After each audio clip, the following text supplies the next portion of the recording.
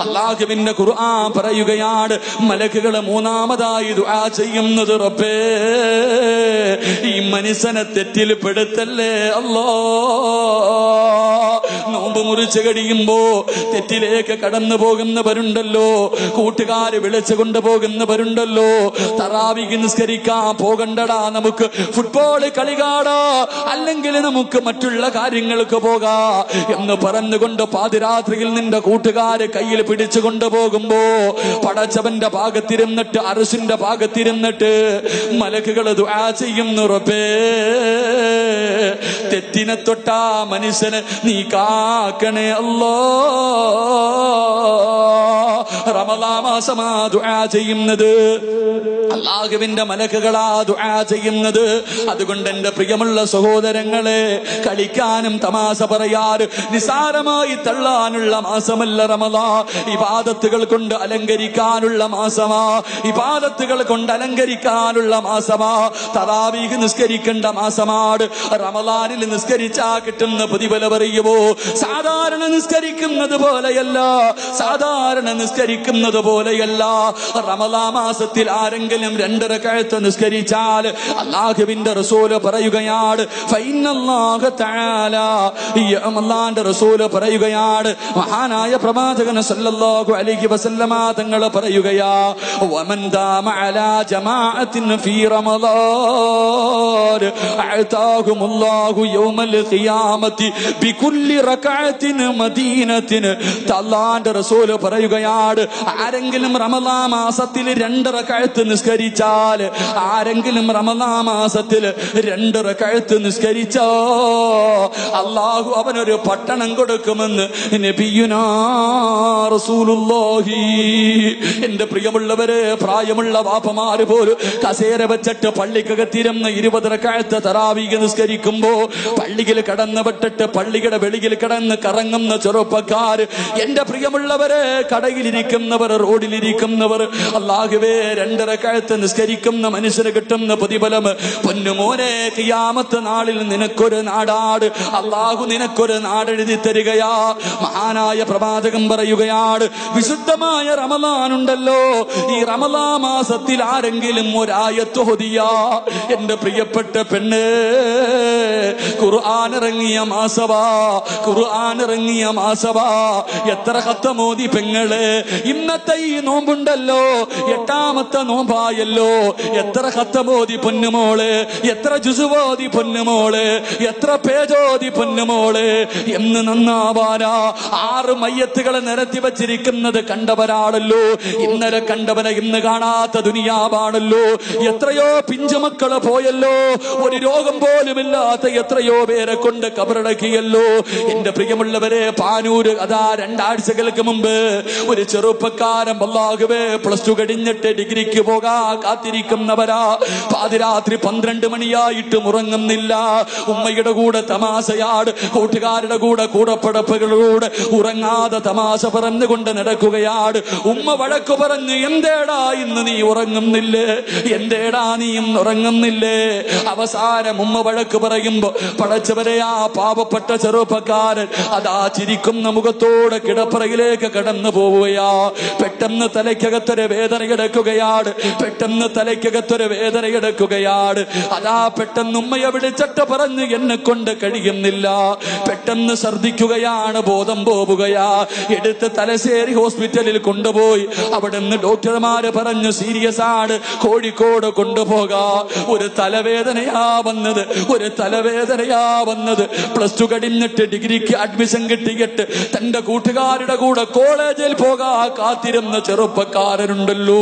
അല്ലാഹുവേ, 6 അടി മണ്ണിനകത്താ പൊന്നുപോരെ, 6 അടി മണ്ണിനകത്താ പൊന്നുപോരെ.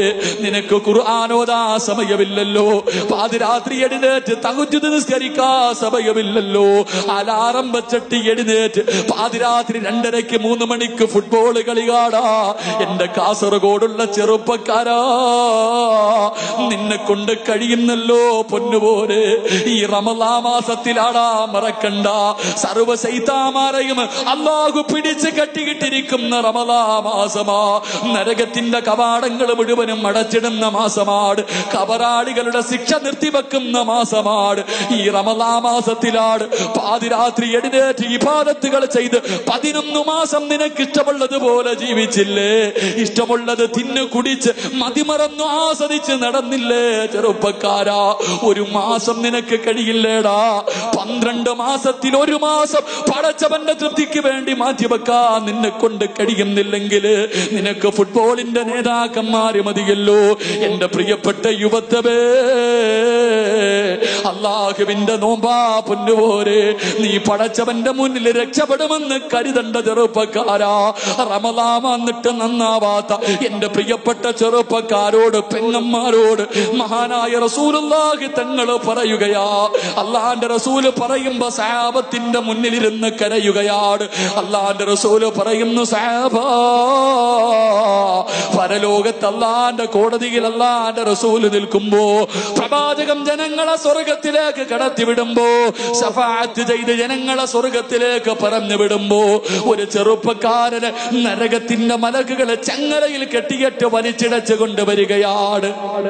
ഒരു ചെറുപ്പക്കാരനെ ഉണ്ടല്ലോ ചങ്ങലയിൽ കെട്ടിയിട്ട് മലക്കുകൾ വലിച്ചു കൊണ്ടുവരികയാണ്. കയ്യിലിരിക്കുന്ന ചങ്ങല കൊണ്ട് അവന്റെ മുഖത്തടിച്ചു കൊണ്ടിരിക്കുകയാ. ഈ ചെറുപ്പക്കാരൻ അല്ലാഹുവിന്റെ റസൂലിന്റെ മുന്നിലെത്തുമ്പോ കരഞ്ഞുകൊണ്ട് പറയുന്നു, യാ റസൂലല്ലാഹ്,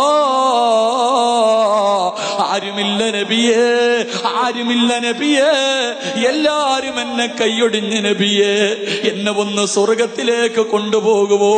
എല്ലാവർക്കും സ്വർഗം കൊടുക്കുന്നല്ലോ, എല്ലാവർക്കും സ്വർഗം കൊടുക്കുന്നല്ലോ. കാരുണ്യത്തിന്റെ നേതാവേ, എന്നെ കൂടെ വന്ന് സ്വർഗത്തിലേക്ക് വിടുവോ? ആ സമയത്ത് മലക്കുകൾ ഈ മനുഷ്യനെ അടിച്ചുകൊണ്ടിരിക്കുകയാണ്.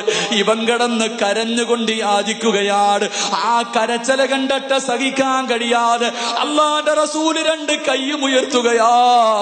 പടച്ചവന്റെ പരലോകത്തേക്ക് അല്ലാഹുവിന്റെ കോടതിയിൽ നിന്നിട്ട് 2 കൈയും ഉയർത്തിയിട്ട് ദുആ ചെയ്യുകയാണ്. പടച്ച റബ്ബേ, ഈ പാവപ്പെട്ടവര് നീ പുറത്തു കൊടുക്കണേ അല്ലാ, ഇവന് സ്വർഗം കൊടുക്കണേ അല്ലാ. അല്ലാഹുവിന്റെ റസൂല് ദുആ ചെയ്യുകയാ.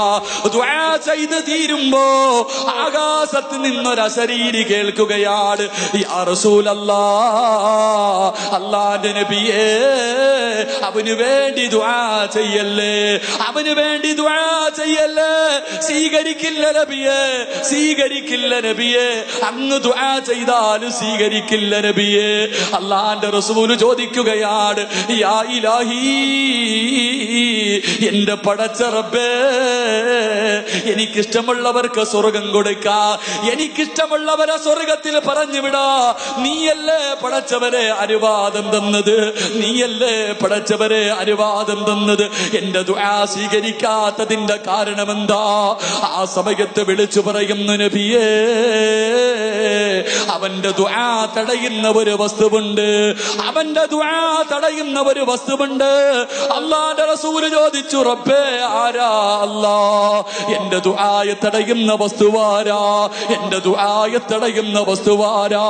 എന്റെ പ്രിയമുള്ളവരെ, റമളാൻ മാസം ഇറങ്ങി വരികയാ, റമളാൻ മാസം ഇറങ്ങി വരികയാ. എന്നിട്ട് പറയുന്നു, നബിയേ, ഒരു സുന്നത്തിനൊരു ഫർളിന്റെ കൂലിയായിരുന്നു നബിയേ, ഒരു ഫർളിന് 70 ഫർളിന്റെ കൂലിയായിരുന്നു നബിയേ. ഓരോ രാത്രിയിലും ഓരോ ലക്ഷം പേരെയാണ് പടച്ചവൻ നരകത്തിൽ നിന്ന് കരകയറ്റിയത്. അല്ലാഹു കോടാരി കോടി ജനങ്ങളെ നരകത്തിൽ നിന്ന് കയറ്റിയ മാസമാണ്. റഹ്മത്തിന് 10 ദിവസം അല്ലാഹു കൊടുത്തല്ലോ. ചെയ്തു പോയ പാപങ്ങൾ ഏറ്റു പറഞ്ഞ് നന്നാവാൻ അല്ലാഹു ഇവന് 10 ദിവസം കൊടുത്തല്ലോ. നരകത്തിൽ നിന്ന് കരകയറി സ്വർഗത്തിലെത്താൻ അല്ലാഹു 10 ദിവസം ഇവന് കൊടുത്തല്ലോ. അല്ലാഹുവിന്റെ നബിയോട് അതാ മലകതാ പരലോകത്ത് വെച്ച് റമളാൻ ചോദിക്കുന്നു, നബിയേ, കൊച്ചുകുട്ടികളുടെ നോമ്പ് പിടിക്കുന്ന മാസമായിരുന്നല്ലോ, കൊച്ചുകുട്ടികൾ നോമ്പ് പിടിക്കുന്ന മാസമായിരുന്നല്ലോ. അല്ലാഹുവേ, കാഫിരീങ്ങൾ പോലും നോമ്പ് പിടിക്കുന്ന മാസമാണ്. പള്ളിയിൽ പോയി കൊച്ചുമക്കളെ തറാവീഹ് നിസ്കരിക്കുന്നവരല്ലേ. വീട്ടിൽ ഉമ്മമാര് നിസ്കരിക്കുമ്പോ പൊടിക്കുഞ്ഞുങ്ങൾ ഉമ്മയുടെ കൂടെ വന്ന് നിസ്കരിക്കുന്ന മാസമായിരുന്നല്ലോ. അല്ലാഹു ഇത്രയും അനുഗ്രഹങ്ങൾ വാരിക്കോരിക്കൊടുത്ത റമദാനിൽ ഇവൻ നന്നാവാത്തവനാ നബിയേ, ഇവൻ നിസ്കരിക്കാത്തവനാ നബിയേ, ഇവൻ പരസ്യമായി തിന്നവനാ നബിയേ, രാത്രി കരഞ്ഞു ദുആ ചെയ്യേണ്ട സമയത്ത് ഇവൻ പോയിരുന്ന് ഫുട്ബോൾ കളി കണ്ടവനാ നബിയേ, ആവശ്യമില്ലാത്ത കാര്യങ്ങൾക്ക് ചെലവഴിച്ചവരാണ്. രോഗം പിടിച്ച വാപ്പമാര് പോലും പള്ളിക്കകത്ത് കസേരയിൽ ഇരുന്നിട്ട് പടച്ചവരെ പാതിരാത്രിയിൽ 20 റക്അത്ത് തറാവീഹ് നിസ്കരിക്കുമ്പോ കാനങ്ങാട് പുതുകോട്ട പള്ളിയുടെ വെളിയിൽ നിന്ന് കാര്യം പറഞ്ഞവരാ. ഇസാഖിബെ പടച്ചവരെ കളിയാക്കിയവരാണ്. അതുകൊണ്ട് നബിയേ, ഇവന് വേണ്ടി ദുആ ചെയ്യല്ലേ, ഇവന് വേണ്ടി ദുആ ചെയ്യല്ലേ. വിശുദ്ധമായ റമളാൻ കരയുകയാണ്. എന്നിട്ട് പറയുന്നു, അല്ലാ, ആർക്ക് സ്വർഗം കൊടുത്താൽ